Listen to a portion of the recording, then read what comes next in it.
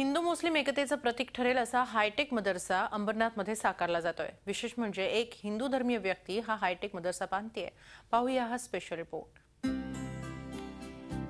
ही साकारत असलेली इमारत आहे अंबरनाथमधल्या हायटेक मदरशाची।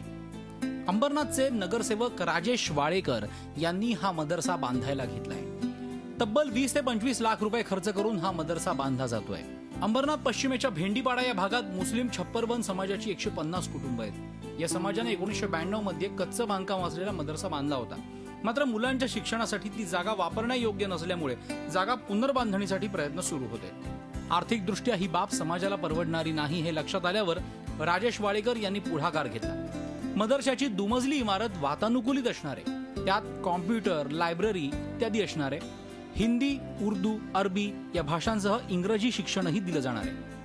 ह्या मदरशामधून IPS MPS व्हावं, त्याच्यामध्ये इंग्लिश, उर्दू, अरबी हे सगळं शिक्षण त्यांना मिळावं। आणि मी इथं अत्याधुनिक एक कॉम्प्युटर शिक्षण बनवणार आहे। अरबीमध्ये बुक्स ठेवणार आहे, वापस इंग्लिश बुक्स ठेवणार आहेत। त्याच्यानंतर मी जास्तीत जास्त या मुलांना कसं शिक्षण मिळेल, धर्माचं शिक्षण मिळालं पाहिजे, त्यातून चांगले उच्च शिक्षित मुलं तयार झाली पाहिजे।